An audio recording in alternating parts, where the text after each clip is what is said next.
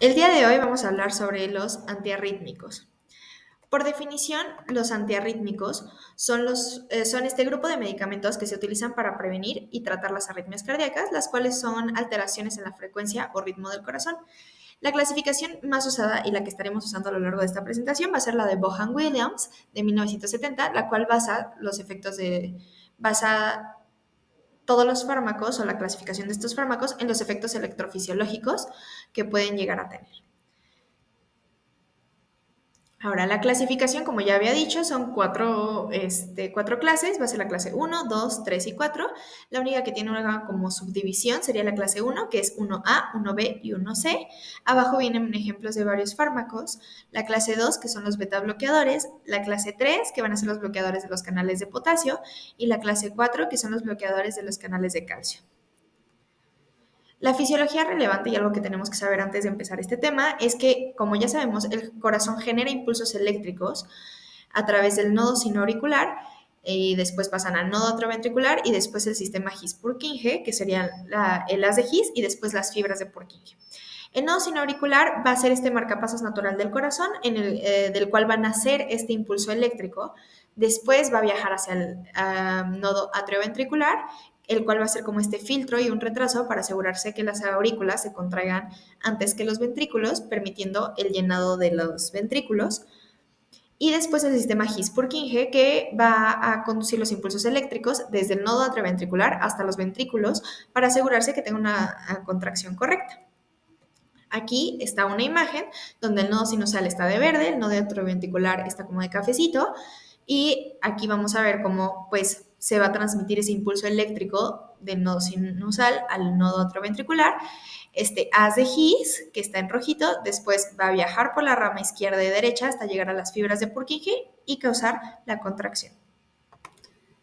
Ahora bien, vamos a hablar del ciclo cardíaco. Este ciclo cardíaco se va a dividir en 5 fases, fase 0, 1, 2, 3 y 4, pero se las voy a explicar mejor con una imagen.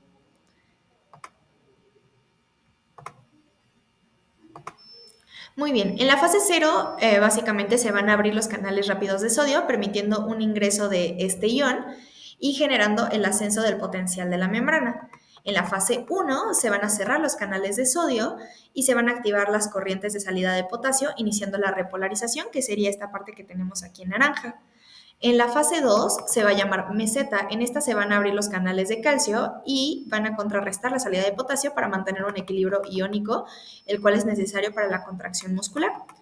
En la fase 3, la cual está como de amarillito fuerte, este va a ser la repolarización rápida, en donde se van a cerrar los canales de calcio y se activan completamente los canales de potasio, restableciendo el potencial de membrana en reposo. Y la fase 4 va a ser el reposo, donde se restablecen los gradientes de los canales iónicos mediante la acción de bombas y transportadores iónicos, preparándose para la siguiente excitación o la siguiente contracción de los miocitos. Como les había dicho, aquí vamos a ver un poquito más sobre las clases de los fármacos. Esta parte es la clase 1, donde tenemos el 1A, 1B y 1C. Lo que van a hacer, el 1A va a hacer que estos unos van a hacer que la entrada de sodio sea mucho más rápida. El que hace esta entrada de sodio más rápida es el 1C. Seguido de este va a ser el 1A y al último va a ser el 1B. Entonces, estos tres fármacos básicamente se van a dividir de esa forma porque de esa forma los podemos clasificar como la acción más rápida que van a tener y la acción más lenta que va a tener. Después, en la clase 2, que corresponde a la fase 1, vamos a tener a los beta bloqueadores, los cuales van a llegar al sistema nervioso central y van a bloquear o van a inhibir la acción del nodo sinoauricular. Entonces van a retrasar esa contracción. En la clase 3 vamos a tener los inhibidores de los canales de potasio. Estos inhibidores de los canales de potasio van a hacer que el periodo refractario sea mucho más grande.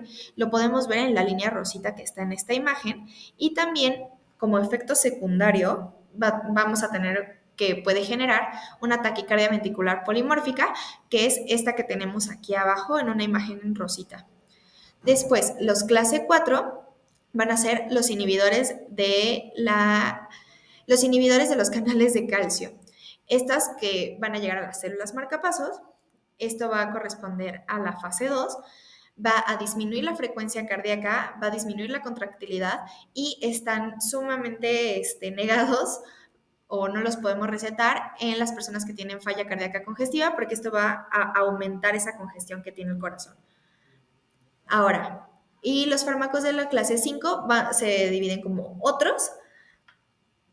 Estos van a ser como, por ejemplo, la digoxina, que se utiliza para la falla cardíaca, va a tener un efecto ionotrópico positivo y uno cronotrópico negativo. Y pues básicamente todo lo que tenemos que saber acerca de los fármacos viene en esta imagen y un poco resumido. De todas maneras, en la diapositiva anterior pueden encontrar toda la información escrita. Después, ahora la enfermedad van a ser las arritmias, las cuales se pueden clasificar en bradiarritmias, taquiarritmias, arritmias supraventriculares y arritmias ventriculares. Estas van a generar síntomas como palpitaciones, mareos o también pueden llegar a generar muerte súbita debido a que se deja de llenar el corazón como tal. Los fármacos van a ser fundamentales para el manejo de esta condición, de todo este tipo de arritmias, ya que van a permitir estabilizar esta actividad eléctrica del corazón y restaurar este ritmo sinusal o ritmo normal, reduciendo el riesgo de complicaciones graves. Aquí tenemos las bradiarritmias, se ven así en un electrocardiograma y se van a caracterizar porque la frecuencia cardíaca es menor a 60 latidos por minuto, puede ser asintomática o causar cierta fatiga, mareos y síncope, o sea, desmayos. Se debe a una disfunción del nodo sinoauricular o bloqueos auriculoventriculares. Puede ser fisiológica en atletas o patológica en trastornos como el síndrome de seno enfermo. Y el tratamiento es un marcapasos o en casos graves o sintomáticos. Y, o sea, el tratamiento siempre va a ser esta parte de los fármacos, pero si es muy grave o muy sintomático, vamos a poder colocar un marcapasos. Las taquiarritmias se van a caracterizar por tener una frecuencia cardíaca mayor a 100 latidos por minuto en reposo. Se dividen supraventriculares y ventriculares, las cuales las vamos a ver en la siguiente diapositiva. Pueden causar palpitaciones, disnea, dolor torácico o angina de pecho y en casos muy severos colapso hemodinámico. Puede ser paroxística o sostenida. Las arritmias paroxísticas son aquellas que van a empezar y terminar de manera súbita, no van a durar mucho tiempo y las sostenidas son las que van a durar más de 30 segundos. También tenemos como tratamiento los fármacos antiarrítmicos, como ya lo había mencionado, y las maniobras vagales o de cardioversión eléctrica según sea el caso. Por otro lado, vamos a tener, como ya había mencionado, de las taquiarritmias, las supraventriculares y las ventriculares. Las supraventriculares van a incluir una fibrilación auricular o flutter auricular, taquicardia supraventricular paroxística, que es la que les comento que va a ser algo súbito. Va a dar origen en el nodo sinoauricular, aurículas o nodo atrioventricular. Generalmente tienen QRS estrecho, menor a 120 milisegundos. En el electrocardiograma pueden ser debidas a la reentrada o automatismo anormal que desencadena esta arritmia. Y el tratamiento va a ser el control de la frecuencia con beta bloqueadores, bloqueadores de canales de calcio, anticoagulación en fibrilación auricular y ablación en casos refractarios. Las arritmias ventriculares van a incluir estas extrasístoles ventriculares, taquicardia ventricular y fibrilación ventricular. Van a tener un QRS ancho mayor a 120 milisegundos en el electrocardiograma. La fibrilación ventricular, pues como ya sabemos, es una emergencia médica que va a requerir una atención inmediata. Claro, por lo mismo, vamos a tener un compromiso hemodinámico severo. Y el tratamiento puede ser los antiarrítmicos, la cardioversión o desfibrilación, la implantación de un desfibrilador automático en casos de alto riesgo. Ahora bien, el mecanismo de acción de los fármacos básicamente va a ser reducir la automaticidad de los nodos sinoauricular y atrioventricular, disminuyendo la frecuencia de generación de impulsos eléctricos espontáneos para que obviamente si el corazón está latiendo muy rápido, vamos a poder frenarlo un poquito.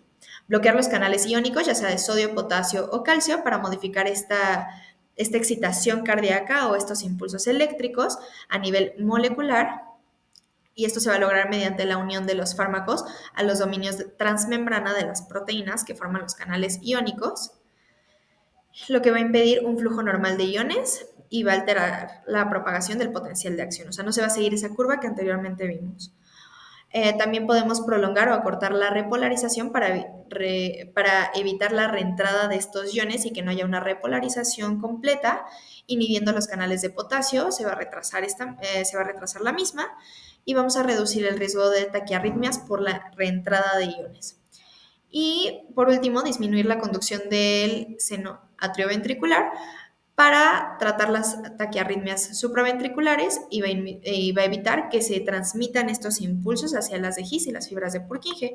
Nuevamente les pongo esta imagen porque básicamente la imagen nos va a hablar de en qué momento del ciclo van a estar actuando estos fármacos y en qué momento se puede ver esta contracción un poco disminuida o tratada por los fármacos.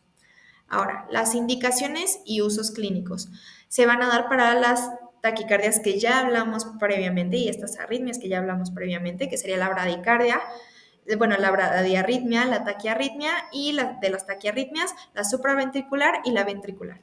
Además de eso, se pueden dar para la fibrilación auricular, estos que ya les había comentado, las extrasístoles ventriculares y pues básicamente ese es el uso de los fármacos. Los efectos adversos y contraindicaciones. Estos fármacos pueden causar proarritmias, o sea, generar nuevas arritmias por este tipo de retrasos que está teniendo el corazón. Pueden causar hipotensión, bradicardia, toxicidad orgánica, ya sea hepática, tiroidea o pulmonar, fotosensibilidad, disfunción tiroidea, trozades de Pointes, que es este pequeño electro que tenemos en la parte derecha inferior. Y las contraindicaciones también van a incluir, no se puede dar en insuficiencia cardíaca severa, en bloqueo aurículo-ventricular avanzado y la hipotensión grave, ya que como aumentamos ese periodo refractario, podemos provocar que el corazón no expulse toda la sangre o que el corazón se esté llenando y que pues haya más hipotensión sistémica. En relación con el contexto clínico, vamos a tener que se va a dar específicamente en emergencias cardiovasculares como tratamiento inmediato de las arritmias graves, en unidad de cuidados intensivos o las salas de emergencias, en procedimientos invasivos como la terapia coadyuvante en ablaciones cardíacas y colocación de dispositivos como marcapasos o desfibriladores implantables, el manejo ambulatorio con pacientes que tienen antecedentes de arritmias recurrentes y para que reduzca la frecuencia y severidad de estos episodios de arritmias, como prevención secundaria en pacientes con riesgo elevado de muerte súbita por arritmias ventriculares y uso en pruebas diagnósticas, ya que algunos fármacos como la adenosina pueden ser utilizados para identificar ciertos tipos de taquicardia supraventricular. Y pues eso fue todo, aquí están las referencias. Muchas gracias.